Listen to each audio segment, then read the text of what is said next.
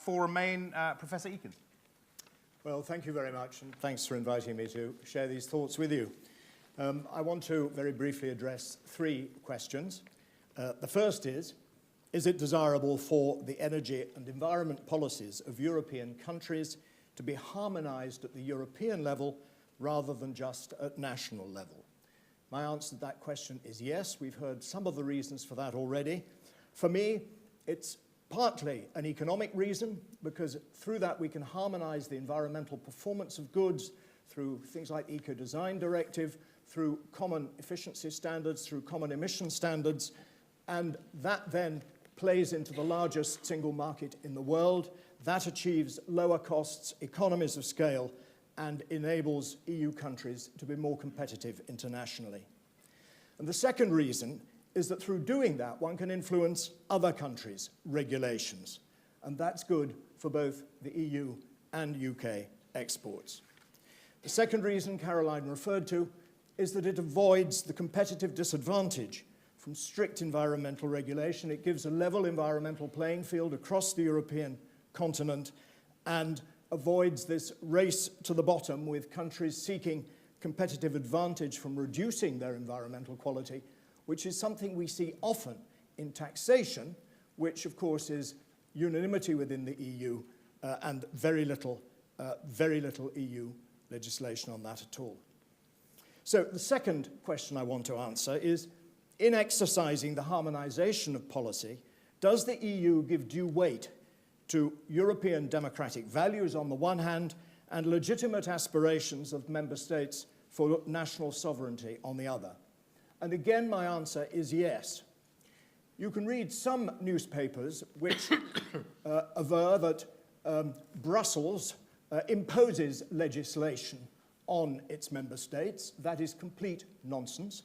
Legislation is a complicated tripartite institutional matter where the European Commission in Brussels may only propose legislation which is then discussed at very great length by two other bodies, the European Parliament, directly elected from all member states by proportional representation, which some would say make it rather more democratic than the UK Parliament, and the Council of Ministers, which consists of the heads of state or the relevant ministers in relevant areas.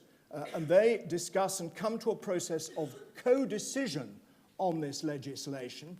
And then if they think it's going to be unpopular back home, even though they've agreed it, they blame Brussels. And one of the reasons why the British people is so confused about this issue is because they don't generally understand that. This audience may be different. There are the two concepts of proportionality and subsidiarity which stop the European Commission going too far. And energy and environment are both shared competence areas, which means that the European Commission can set the broad targets and directions, but member states can choose exactly what policies they use in order to implement them. That's why we've got Germany able to use its coal, which I regret as much as Michael, because it has national competence over its energy mix, as indeed the UK does. And finally, the issue of sovereignty, which we hear quite a lot about in this context.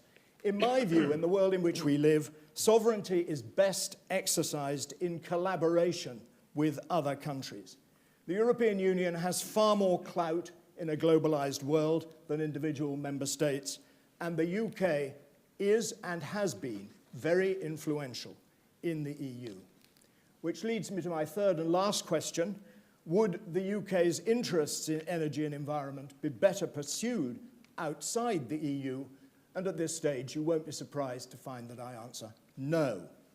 Of course, it's difficult to know what Brexit will look like, and David performed a service by, at the beginning, putting up some of the options. I cannot imagine that the UK would not want to be part of the single European market. We export 45% of our exports into the single market, and 2/3 of those are goods. So the EU remains some of the few people in the world who actually want to buy our goods as opposed to our services. We also would definitely want to be part of the energy union. even if it was only for the interconnectors that are absolutely crucial